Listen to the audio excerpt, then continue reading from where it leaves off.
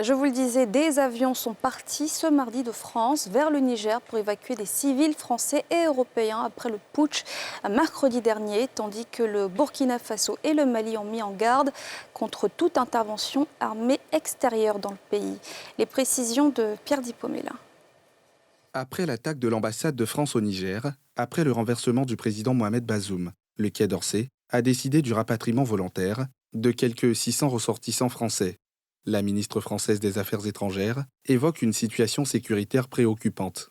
Compte tenu du coup d'État qui se déroule au Niger et de la persistance d'une situation préoccupante, la décision a été prise de permettre aux Français qui le souhaitent de quitter le Niger. Ils ne peuvent plus le faire par leurs propres moyens, puisque l'espace aérien a été fermé par les auteurs du coup d'État. Et donc nous mettons en place des moyens aériens à partir d'aujourd'hui, de cet après-midi vraisemblablement, pour permettre à ceux qui le souhaiteraient et qui sont contactés par le centre de crise du ministère des Affaires étrangères de partir par l'aéroport, en lien bien sûr avec le ministère de la Défense qui met des moyens aériens, mais ce ne sont pas des avions militaires, des moyens aériens pour permettre cette évacuation. Les nuages s'assombrissent de plus en plus sur le Niger, suite à la menace d'intervention militaire de la CEDEAO.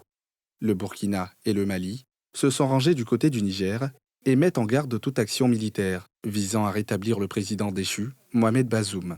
Les gouvernements de transition du Burkina Faso et du Mali ont appris par voie de presse les conclusions des sommets extraordinaires de la Communauté économique des États d'Afrique de l'Ouest, CEDEAO, et de l'Union économique et monétaire ouest-africaine, UEMOA, tenue le 30 juillet 2023 à Abuja, sur la situation politique au Niger. Les gouvernements de transition du Burkina Faso et du Mali, 1.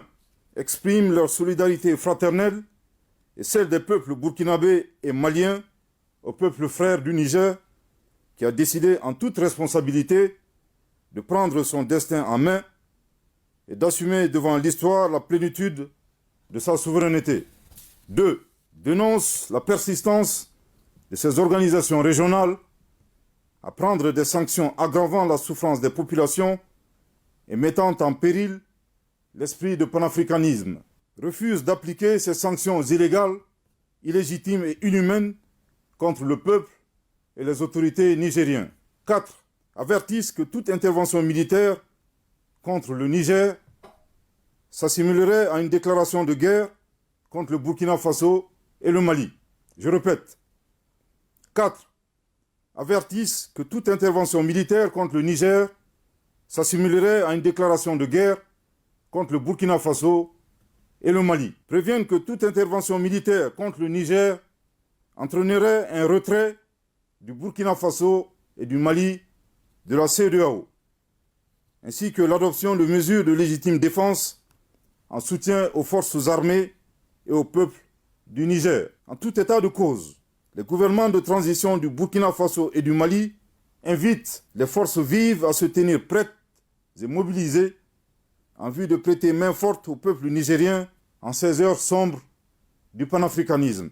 Le général Abdourahmane Tiani, prétextant une dégradation de la situation sécuritaire au Niger, un pays miné par la violence de groupes djihadistes, a renversé le président élu Mohamed Bazoum la semaine dernière. La CEDEAO, après un sommet extraordinaire, a sommé les putschistes à rétablir le président déchu dans ses fonctions et a émis des sanctions économiques contre le Niger.